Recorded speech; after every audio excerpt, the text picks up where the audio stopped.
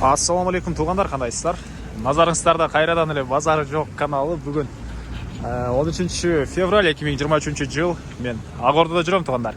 Ушул Ак Ордодон бир сатылуучу үй бар экен, ошол жөнүндө силерге маалымат берейин дегем. Азыр мен турган жер Гагарин жана Долонби көчөсүнүн кесилишинде турам. Сиздер ушул жерден түштүктү карай басып, катардагы экинчи көчө Чолпон көчөсү менен оң тарапты карай бурулсаңыздар, Чолпон көчөсү 706-даректе сатылуучу үй жайгашкан. Бул жерге келеле сиздер эмнеге ориентир? Бул жактагы могу Элнур деген ун завод беле жана бул жагында мондай чайканалар деле бар. Ошого ориентир алсаңыздар болот. Барпалыковдон кийинки эле көчө туугандар. Анан көптөгөн эле маршрут автобустар менен шаардын бурч-бурчуна бара аласыздар бул жерден туугандар.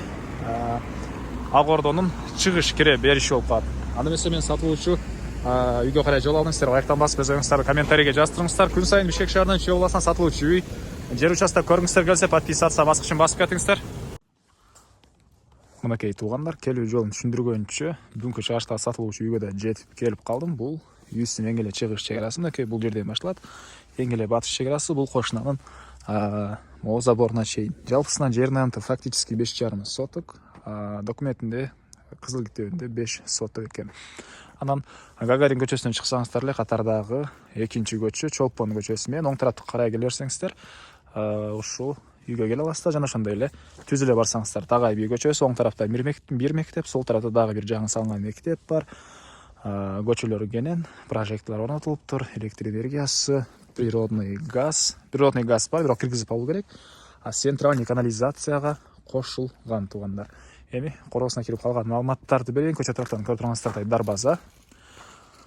Бул жакта узун туурасы 17ге 8 болгон чоң үй. Стенасы кирпич. Арт тарабында бир аз мондай жер бар экен. Мондай чаккан навес менен туугандар. Стяжка куюлган ылдый жагына жана киргенде эле мондай бир көлөм машина баткандай жер.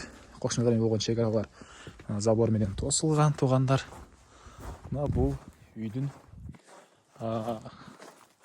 түндүк тарабынан көрүнүшү. Азыркы учурда туугандар даяр кирешеси бар бул үйдө. Ай сайын 20 000 сом кирешеси бар экен. 2 квартирант жана 3 квартирант. Биринчисинде 2 бөлмө жана прихожка, экинчисинде деле 2 бөлмө жана прихожка, үчүнчүсүндө 3 бөлмө жана прихожка жана душ ваннасы баары бар. Центральный канализация кошулган. Жана төрүндө кенен жер дагы. Бул жакта ажаткана, көмүркана.